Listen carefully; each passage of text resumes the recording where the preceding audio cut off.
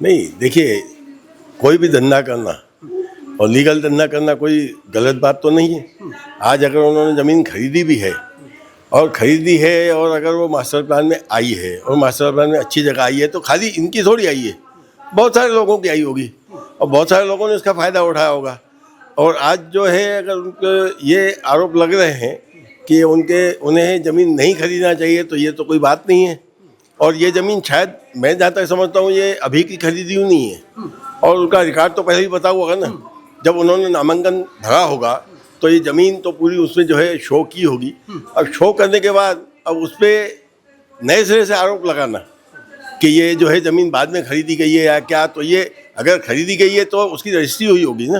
भाई, registered document को आप कोई भी चैलेंज थोड़ी कर सकता है कि आपने अगर खरीदी है तो खरीदी है। भाई, उसमें गलत क्या है? गलत तो कुछ भी नहीं है। आज उन पे ये आरोप लगाए।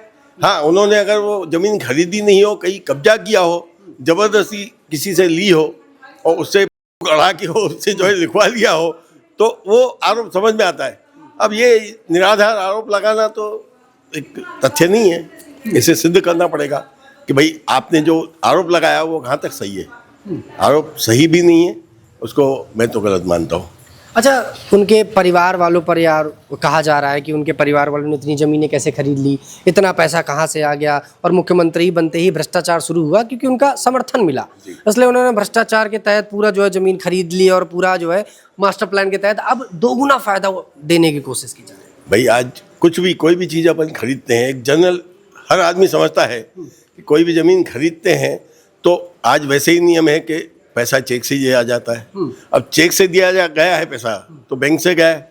अब बैंक से गया है तो बैंक में ऐसे तो नहीं जमा हो जाता है, लीगली होता है तो ही बैंक में जमा होता है, और बैंक में जमा होता है, वहाँ से चेक जाता है, उसके बाद ही रजिस्ट्री होती है। तो ये कहाँ से आया पैसा है तो सिद्ध करना उनका काम है ना। ये वो बताएंगे कि भाई वो पैसा कहाँ से लाए। और ऐसे कोई भलते कहीं से भी पैसा ला के बैंक में आदमी डालेगा, ये तो समझ से परे है।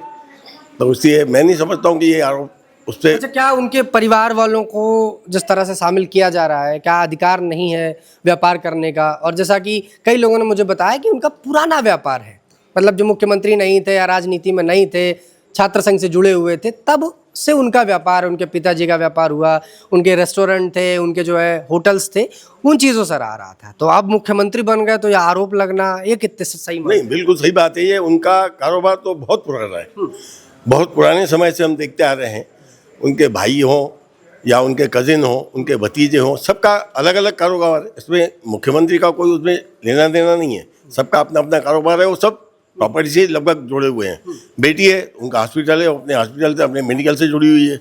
तो इसलिए मैं नहीं समझता हूँ कि उनमें मुख्यमंत्री जी का कोई उसमें हाथ है, क्योंकि मुख्यमंत्री जी वैसे ही साफ सुथरी छवि के हैं और विकास के नाम से सिर्फ ये मान के चलो कि वो देश के हित में जो भी होता है वो अच्छा करते हैं।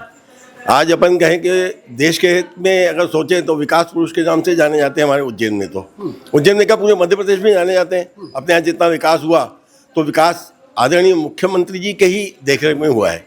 इतने वर्षों से हमने कभी इतना विकास नहीं देखा जो अभी देख रहे हैं। तो इसलिए अब ये छोटी सी बात है और छोटी सी बात को बहुत ज़्यादा तूल दिया जा रहा है। ये बात में कोई दम नहीं है। दम इसलिए नहीं है क्योंकि लीगल अगर रजिस्टर्ड डॉक्यूमेंट है तो उसमें आप कैसे चैलेंज कर सकते हो उसको? लीगल रजिस्टर्ड डॉक्यूमेंट आपके पास हैं तो आप उसको चैलेंज कर ही नहीं सकते कि आप ये भ्रष्टाचार से कमाएं। अगर भ्रष्टाचार से कमाएं तो वो सिद्ध करें। जिन्होंने आरोप लगाए हैं, आरोप लगाना बहुत आसान है, सिद्ध करना बहुत मुश्किल है। बिल्कुल उसको सिद्ध नहीं किया जा सकता।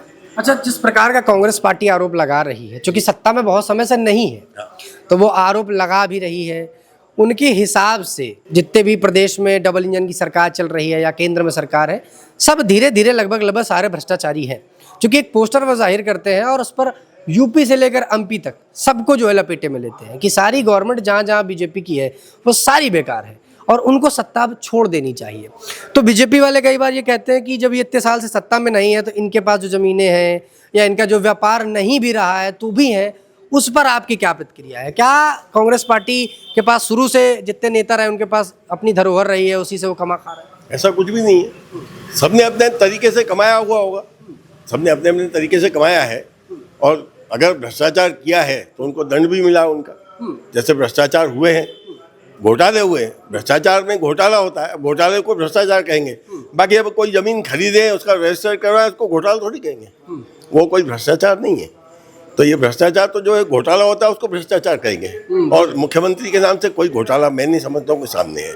मतलब उनके परिवार वालों का नाम है तो सीधा मुख्यमंत्री को उससे जोड़ा जाता हाँ, तो उनके परिवार वालों को सबका अपना अपना काम है ना, अपने अपने, भाई बहुत बड़ा परिवार है, सब अपने अपने हिसाब से काम करते हैं। जब जुड़े हुए हैं अगर प्रॉपर्टी से, तो उनमें उनका दोष थोड़ी है। भाई प्रॉपर्टी से जुड़ना कोई गलत काम तो नहीं है। और प्रॉपर्टी से जुड़ने के बाद हम, चूंकि हमारे यहाँ उज्जैन में सेंस लगता है, तो सेंस के कारण वैसे ही बूम आ जाता है। अब बूम आने पे अभी क्या है कि बड़ी बड़ी होटलें जो बाहर से आ रही हैं, बाहर के लोग निवेश कर रहे हैं, बड़ी बड़ी होटलें आ रही हैं, बड़े बड़े यहाँ मेडिकल कॉलेज बन रहा है, बड़े बड़े पुल बन रहे हैं, फ्लाईओवर बन रहे हैं। तो ये माननीय मुख्यमंत्री की देन है, जो मतलब अपनी मेहनत से जनता के हित में जो काम कर रहे हैं। तो हो सकता है लोगों को हजम नहीं हो रहा हो, बिल्कुल, ये भी हो सकता है। बिल्कुल। अच्छा, एक भाई साहब हमारे साथ हैं। मैं, क्या नाम है भैया आपका? मेरा नाम घनश्याम मकवाना है। मैं एक एथलीट हूँ। अच्छा, आप एथलीट हैं? जी सर। जैसे कि मैं 4 टाइम का नेशनल चैम्पियन रह चुका हूँ। और मैंने अभी जो हाल फिलहाल में जो भाई साहब की जो नई रणनीति बनी है स्पोर्ट्स को लेकर, उन्होंने, मैं जब बाहर नेशनल खेलने जाता था, जब दूसरे स्टेट को देखता था, मैं ये सोचता था कि मैं काश इन स्टेट में रहूँ, पंजाब हरियाणा में, क्योंकि वहाँ स्पोर्ट्स को बहुत बढ़ावा देते थे। और वही चीज़ देख के मेरे को आत्मा को वो होता था कि काश मैं भी इस स्टेट में होता। जब मुझे यहाँ, अब भाई साहब ने इतना स्पोर्ट्स को बढ़ावा दिया है, छोटी छोटी अपने शहरों से, गांव से निकल के बच्चे इतना टैलेंटेड दिखा रहे हैं। और सबसे बड़ी जो चीज़ है, सौगात दी है भाई साहब ने, स्पोर्ट कोटे से जॉब।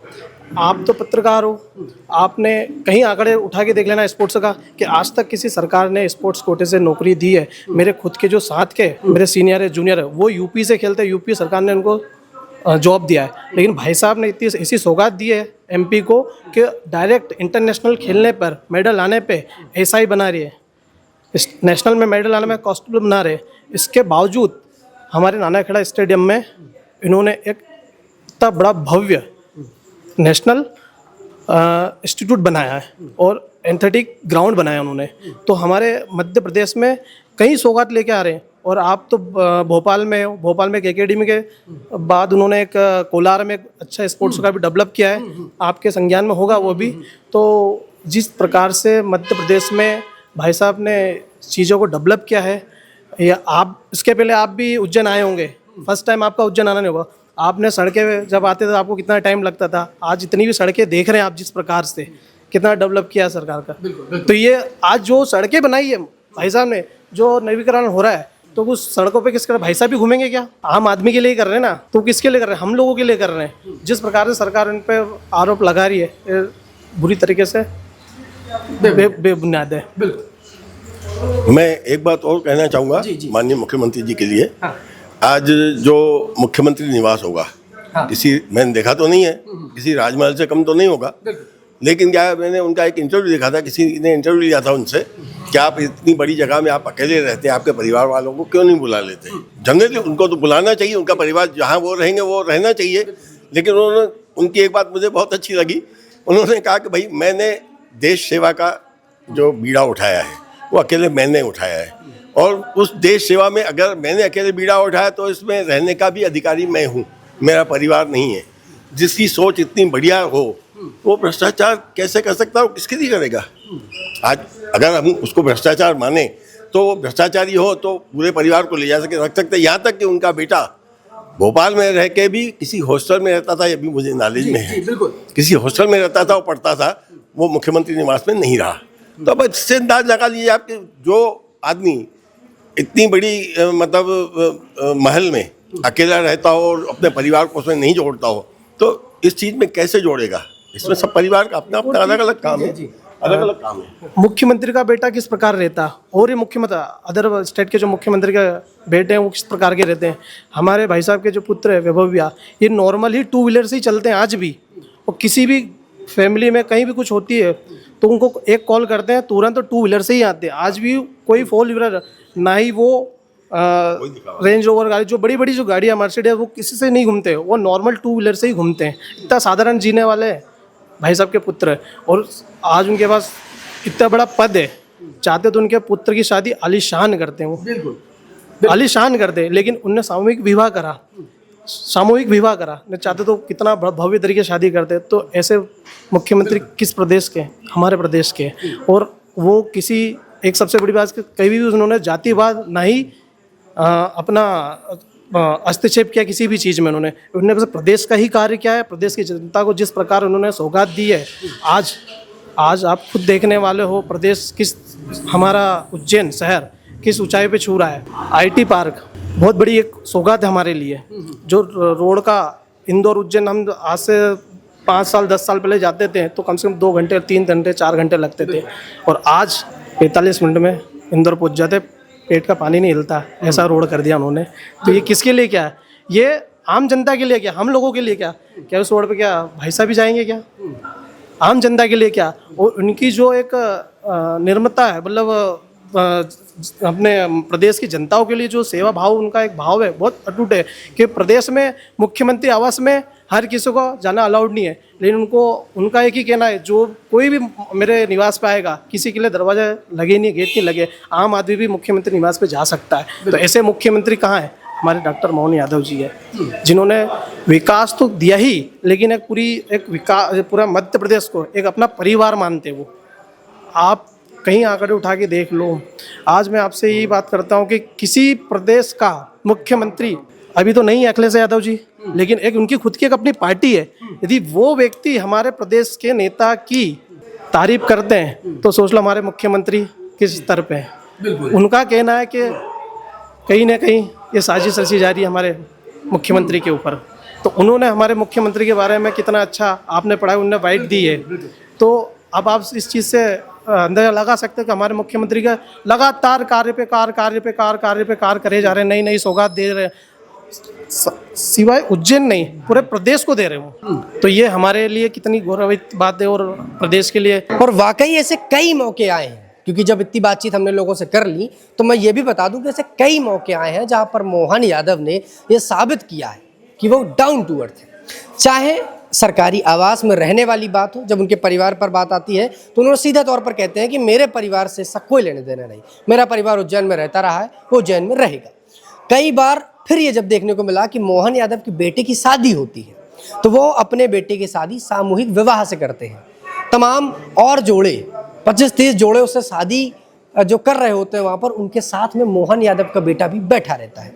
उस वक्त भी तमाम कंट्रोवर्सी हुई, उस वक्त तमाम राजनीति हुई कि ये राजनीति का हिस्सा है, बेटे को बलि का बकरा बना दिया, ऐसे तमाम चीज़ें राजनीति पर चली। तमाम लोगों ने ट्वीट करा, तमाम लोगों ने सोशल मीडिया पर इसका वॉर चलाया। लेकिन कई बार हमें ऐसा सोचना चाहिए कि एक प्रदेश का मुख्यमंत्री है तो उसकी अपनी भी कुछ इच्छाएं हैं, लेकिन वो अपनी इच्छाएं कई बार मारकर आम जनता के लिए सोचता है और अपने बेटे की शादी नॉर्मल लोगों के साथ करता है। मैं खुद इंटरव्यू जब ले रहा था वैभव का, तो उन्होंने खुद कहा कि बाकी लोगों के लिए ये नॉर्मल शादी हो सकती है, लेकिन मेरे लिए ये भव्य शादी है। आप इसे कितना भी नॉर्मल कह लें, या बाकी जो है स्टेट में जितने भी सीएम हैं या फिर जितने भी नेता रह चुके हैं, उनके घर में जब शादियां होती हैं तो 56 प्रकार के भोग बन गए, बड़े बड़े गेस्ट हाउस, बड़े बड़े रिजॉर्ट बुक होते हैं, लेकिन एक नॉर्मल सी शादी मोहन यादव के बेटे की संपन्न हो जाती है। तब उसको आप राजनीतिकरण में देख लीजिए या फिर उसको आप नॉर्मली देख लीजिए, ये आप पर डिपेंड करता है। और इस पूरी रिपोर्ट पर आप अपनी राय क्या रखते हैं? क्या मोहन यादव ने जो किया वो गलत किया? क्या एक रिपोर्ट से साबित हो जाता है कि पूरी तरह से मोहन यादव जो है इस पूरे मामले पर लिप्त है, भ्रष्टाचारी है, या फिर ग्राउंड पर जाकर थोड़ी सी रियलिटी जानने की ज़रूरत है और समझने की ज़रूरत है कि सच्चाई आखिरकार क्या है?